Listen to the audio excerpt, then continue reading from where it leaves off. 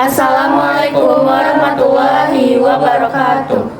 Perkenalkan, kami dari kelompok 4 kimia kelas 10-6. Kami akan memaparkan lebih lanjut tentang materi biosolar B30. Namun sebelum itu, perkenalkan nama anggota kelompok kami. Saya Ninda Salsa Maharani. Saya Nala Kirana. Saya Nesla Rahmadeli. Saya Muhammad Raffi.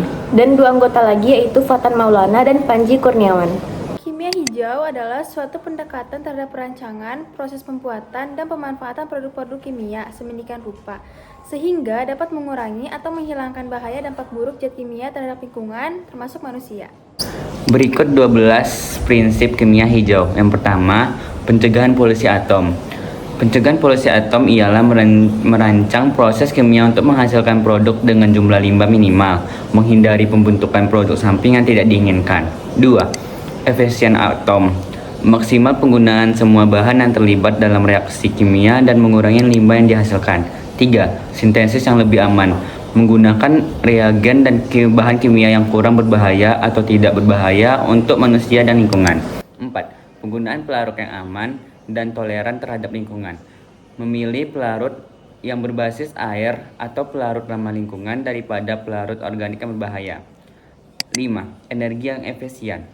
Menggunakan kondisi reaksi yang membutuhkan energi lebih sedikit dan mengurangi konsumsi energi secara keseluruhan. Keenam, menghindari bahan baku yang berbahaya, yaitu menghindari penggunaan bahan baku yang beracun dan berbahaya bagi kesehatan manusia dan lingkungan. 7. Menggunakan katalis yang ramah lingkungan, yaitu meningkatkan penggunaan katalis untuk mempercepat reaksi kimia, mengurangi suhu dan tekanan yang diperlukan, dan menghindari penggunaan bahan berbahaya. 8. Desain produk yang lebih ramah lingkungan. Merancang produk kimia yang diuraikan secara alami dan didaur ulang setelah pemakaian. 9.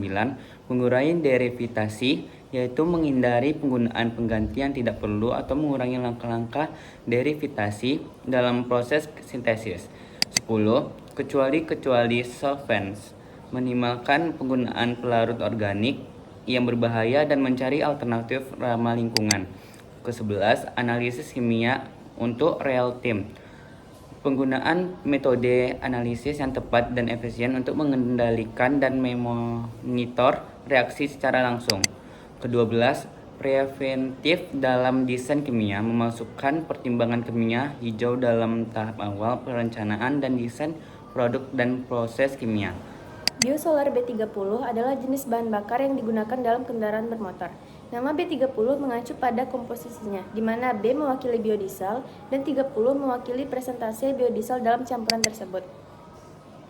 Secara khusus, biosolar B30 adalah campuran bahan bakar yang terdiri dari 30% biodiesel dan 70% solar. Solar adalah bahan bakar diesel konvensional atau non-bio. Jadi, dalam biosolar B30, sebagian bahan bakarnya berasal dari sumber nabati atau hewani biodiesel yang dianggap lebih ramah lingkungan daripada bahan bakar diesel konvensional yang hanya terdiri dari produk minyak bumi. Campuran ini dapat membantu mengurangi emisi gas rumah kaca dan dampak negatif lainnya jika dibandingkan dengan solar murni. Ini adalah salah satu upaya untuk mengurangi ketergantungan pada bahan bakar fosil dan mengadopsi bahan bakar yang lebih berkelanjutan. Biosolar B30 adalah campuran biodiesel atau B dengan solar atau solar diesel dengan perbandingan 30:70. Proses pembuatan biosolar B30 melibatkan beberapa tahap, termasuk produksi biodiesel dan pencampuran dengan solar. Berikut langkah-langkah umumnya. Pertama, pengumpulan bahan baku. Mengumpulkan bahan baku yang diperlukan seperti minyak nabati yang dapat diubah menjadi biodiesel, seperti minyak kelapa sawit, jarak pagar, atau minyak kedelai. Kemudian yang kedua adalah pembersihan bahan baku.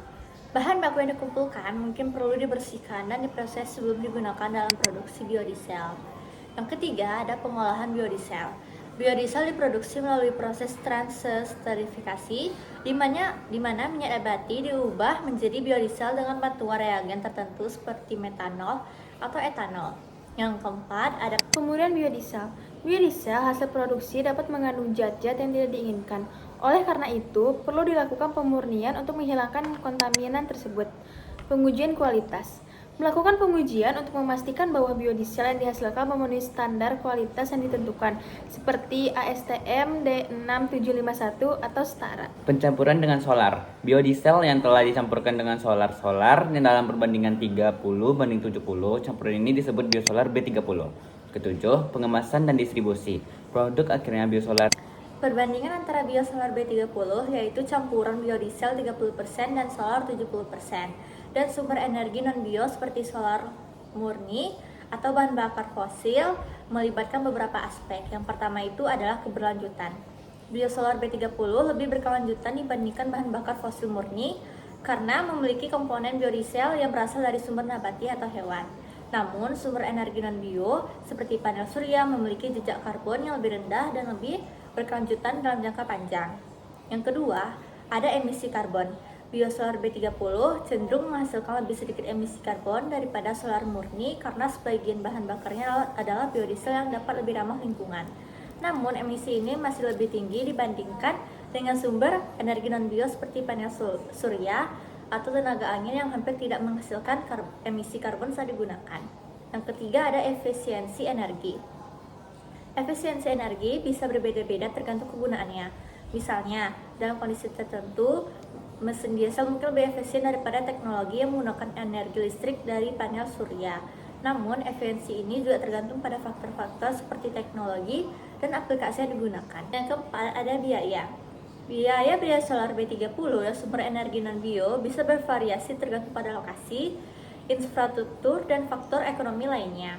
Sumber energi non-bio seperti panel surya cenderung memiliki biaya operasional yang lebih rendah dalam jangka panjang karena tidak memerlukan bahan bakar.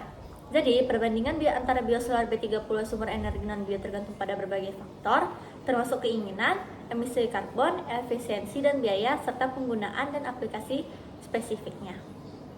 Apakah biosolar B30 mendukung prinsip kimia hijau? Ya, biosolar B30 mendukung prinsip kimia hijau karena biosolar diselenggarakan sebagai wujud dari komitmen pemerintah dalam mengurangi GRK sebesar 29% dan dapat meningkatkan kualitas lingkungan. Nah, jadi kesimpulannya adalah biosolar B30 ini diperkenalkan sebagai alternatif yang lebih ramah lingkungan dan juga dapat mengurangi ketergantungan pada bahan bakar fosil. Keuntungan lain dari penggunaan biosolar B30 adalah dari emisi gas buang yang lebih rendah, sehingga kemudian biosolar B30 dapat membantu mengurangi polusi udara. Baiklah, sekian materi dari kami. Mohon maaf apabila ada kesalahan. Wabillahi taufiq wal hidayah. Wassalamualaikum warahmatullahi wabarakatuh.